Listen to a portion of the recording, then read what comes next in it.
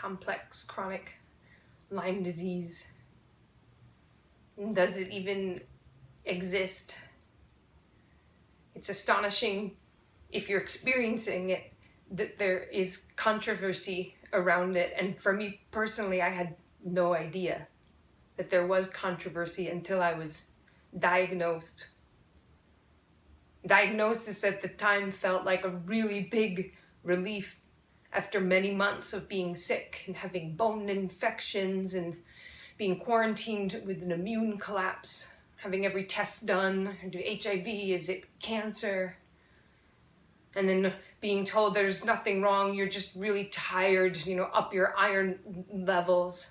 My breaking point was the psychosis and seizures, intense vertigo, and getting affected in a psychological way where I really disassociated and actually went into psychosis and PTSD episodes regularly, and one day unable to see from one eye or move my legs.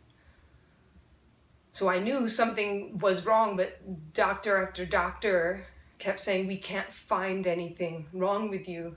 So to finally get to a place where somebody was willing to give me new tests that came from a different country that affirmed, yes, there is something happening, and this is what it's called, complex chronic Lyme disease, was such a relief.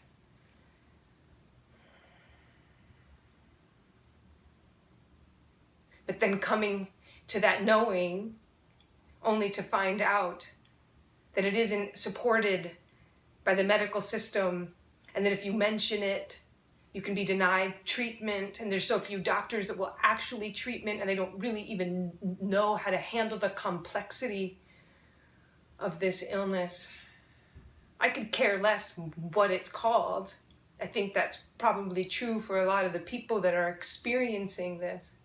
I just know I want to be well and to figure out the pathway there to wellness.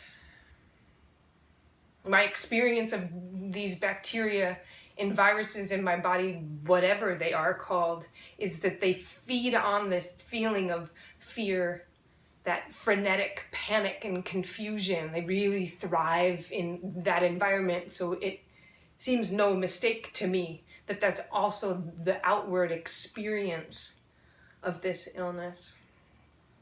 I share this in hopes that if you are still looking for answers, as even when you're in it, maybe you still are, like I am, still looking for pathway of treatment that best serves moment to moment, that you trust that inner knowing.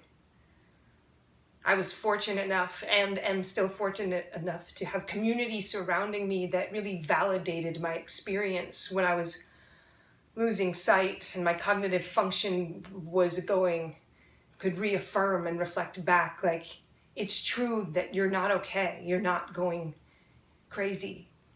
Trust it. So I say to you, trust it. Whatever is happening, only you know. Only you know. And this mythos, this idea, this concept that it doesn't exist, doesn't really matter. What matters is getting well and knowing what that is for you in your own heart, in your own center. Yeah. And may we all together unravel this complex illness and honor each other's experiences so that we can come to vitality and new understanding and thriving together as a whole. Thank you for watching.